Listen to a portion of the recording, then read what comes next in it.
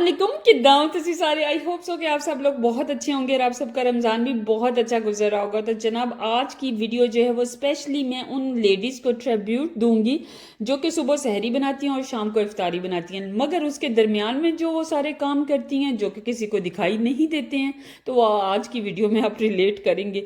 क्योंकि सुबह जब वो रोज़ा रख लेती हैं तो उसके बाद चल सो चल सारा दिन जितने काम वो करती हैं, मैं कहती हूँ कि अगर कोई मर्द करे ना तो उसकी चीखें निकल जाए। वो तो ये कह देते हैं भाई सानू तो रोज़ा लगता पिया, असी तो पैन लगे हैं लम्मे।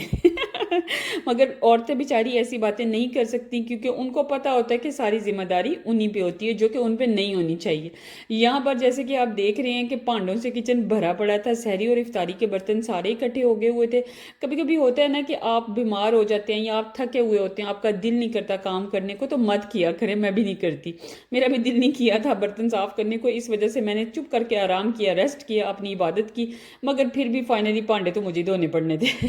और बर्तन क्या धोने हैं, मतलब इसमें डिश वॉशर में आपने लगा देने हैं और इस डिश वॉशर ने आपका आधा काम जो आसान कर देना है। वैसे भी मेरी बेस्ट फ्रेंड तो यही है, नॉर्वे में आके मैंने इसको ही सिर्फ बेस्ट फ्रेंड रखा हुआ क्योंकि ये मेरे बहुत काम आती है। यहाँ पर जो छोटे बर्तन थे वो सारे मैंने डिश वॉशर में लगा दिए और बड़े बर्तन जो हैं वो मैंने हाथ से मांजने थे। जिनमें ये देच के दूच के आपको नज़र आ रहे हैं सामने, क्योंकि इसके अंदर जगह नहीं थी। अदरवाइज मैं बड़े बर्तन भी लगा देती होती हूँ अगर इसके अंदर जगह हो। उसके बाद मैंने इसको दी मिठाई। इसको दी टिक्की। मैंने कहा लो जी तुम अपनी ये टॉफ़ी इंजॉय करो और बर्तन वॉश कर दो। अब इसके अंदर इसकी टॉफ़ी जो है वो अपना काम करेगी और जनाब साहब ये बर्तन सारे वॉश करके ना बाहर निकाल देगी। यहाँ पर किचन जो है वो तो मेरा हो गया हुआ था तकरीबन नीट। देखिए मैंने इसका कैसा कोरियन फेशियल किया हुआ ना। इसका जो फ्लोर तो अभी खैर गंदा ही था। फ्लोर को साफ करने के लिए मेरी सेकंड बेस्ट फ्रेंड आ रही थी जिसे मैं अभी आपको मिलवाती हूँ।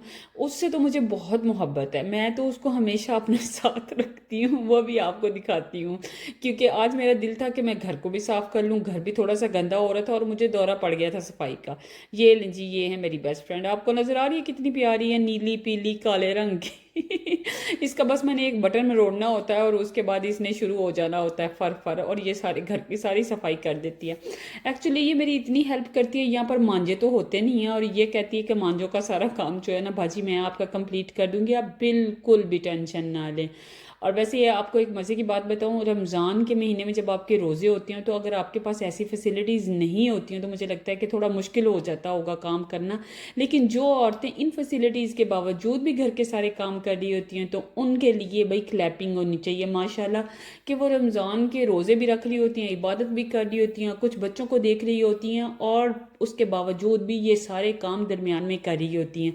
ऐसा असल ईदी की हकदार तो ये औरतें होती हैं, इनको ईदी मिलनी चाहिए। ये लें जी, ये मेरे किचन का कोरियन फेशियल हो चुका है। आप देख रहे हैं कितनी खूबसूरत प्रोडक्ट्स मैंने इस पे लगाई हैं। और इसको कितना सूट कर रहा है ये ब्राउन कलर। यहाँ पर किचन जो है वो मेरा नीट हो चुका होता है। अच्छा मोस्टली मैं किचन साफ़ कर लेती होती हूँ लेकिन आज बस लेट हो गई थी तो हो गया।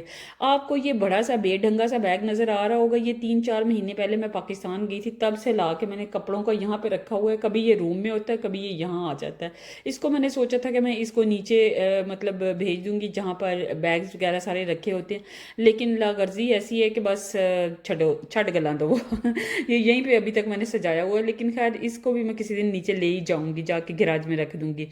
अच्छा यहाँ पर आपको एक मज़े की बात बताऊँ, यहाँ पर हमारी स्नो जो है ना वो हो गई है ख़त्म। स्नोबाजी जो है मैं आखिरी आखिरी अलविदा कह रही है और जा रही है। और बारिश जो बहन है ना वो कल परसों से बेइंतहा हो रही थी और उसने ना सारी स्नो को ख़त्म कर दिया हुआ है।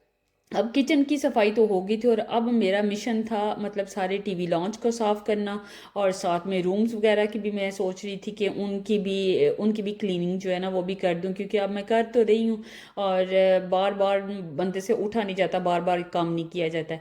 अच्छा ये सारे काम वो बेचारी सारी औरतें भी कर रही होती हैं जो पाकिस्तान में होती हैं। अच्छा वो सारी औरतें भी कर रही होती हैं जो जॉब नहीं करती हैं या जो जॉब भी करती हैं, वो अपने इन सारे काम को इतने खूबसूरत तरीके से मैनेज कर रही होती हैं और साथ में मतलब सुबह के लिए सैरी भी बना रही होती हैं और शाम को आपको मज़े मज़े की इफ्तारी भी बना के दे रही होती हैं।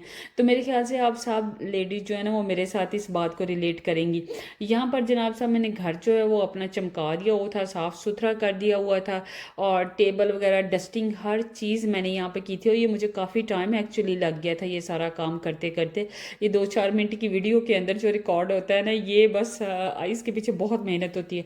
अच्छा ये जो लैंप्स है ना ये मेरे पास पूरा सेट है, मतलब मैंने खाने वाले टेबल के ऊपर भी लगे हुए हैं और यहाँ पर भी स्टेयर्स पे भी लगे हुए हैं, लेकिन मुझे समझ नहीं आता ये इतनी ऊंचाई पे मैं इनको साफ़ कैसे करूँ, इनके लिए मैं कौन सा डांगा लेके आऊँ कि ये साफ़ हो जाए। और जनाब यहाँ पे लॉन्ड्री करने के लिए मैं नीचे वाले पोर्शन में आ गई थी, क्योंकि मेरा लॉन्ड्री रूम जो है वो नीचे है। ये लॉन्ड्री ऑलरेडी मैंने कर दी हुई थी और इसको मैंने हैंगर पे यहाँ पर इसको लश्के मारने के लिए लटका दिया हुआ था कि तुम लोग थोड़े से ड्राई हो जाओ, बिकॉज ऑलरेडी मशीन में वैसे ये हाफ ड्राई तो हो जाते हैं।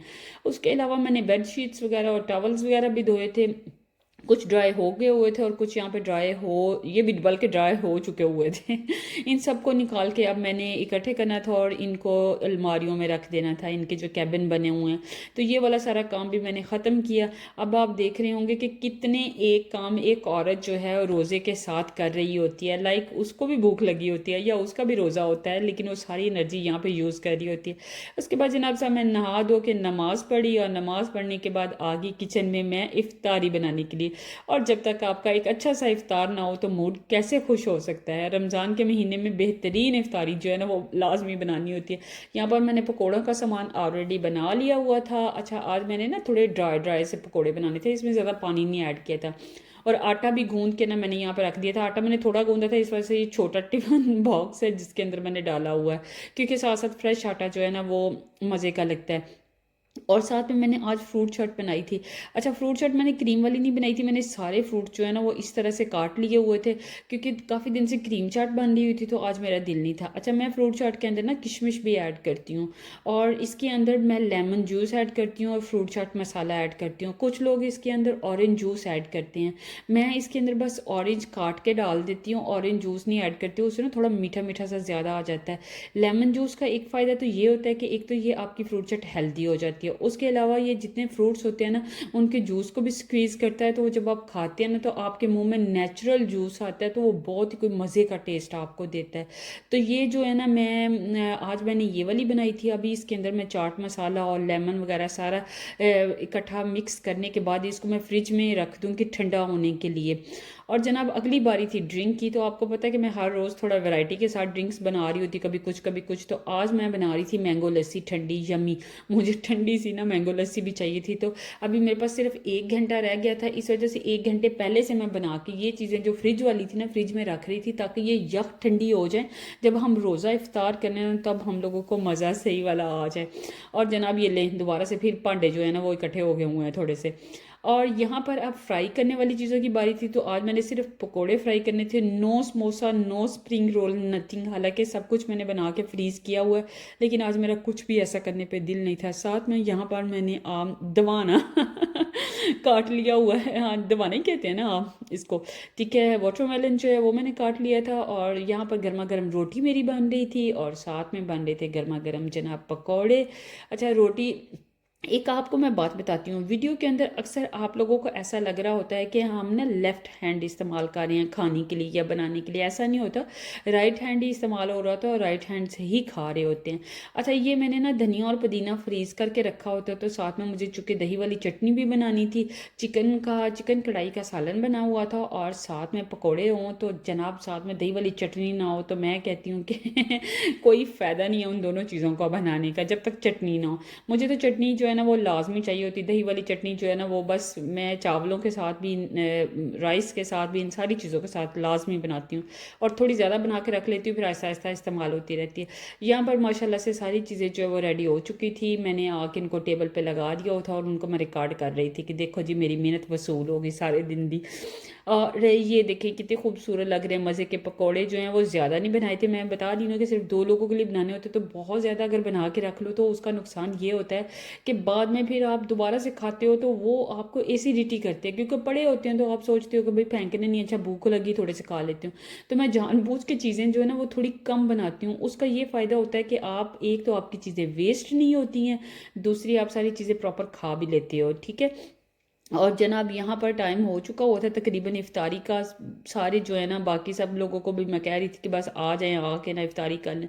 इफ्तारी की नमाज़ पढ़ी और उसके बाद ये आ गया फ्रूट चाट का काम, तो जो मैंने मिक्स फ्रूट करके रखे हुए थे और ये हेल्दी भी थे। और मज़े की बात बताऊँ, इसके साथ मैंने गिलास में स्प्राइट डाली हुई है जनाब इसको ख़त्म करने के बाद मैंने यहाँ पर अपना गर्मा गर्म सा कहवा बनाया, ग्रीन टी आप इसको कह सकते हैं। इसकी रेसिपी मैं आप लोगों के साथ शेयर करूँगी। ये वेट लॉस में भी बहुत अच्छी है, डाइजेशन में भी बहुत अच्छी है। इसको इंजॉय करते हैं, मिलते हैं आप लोगों से एक नई ब्लॉग में। मेरी तरफ से अल्लाह हाफिज़।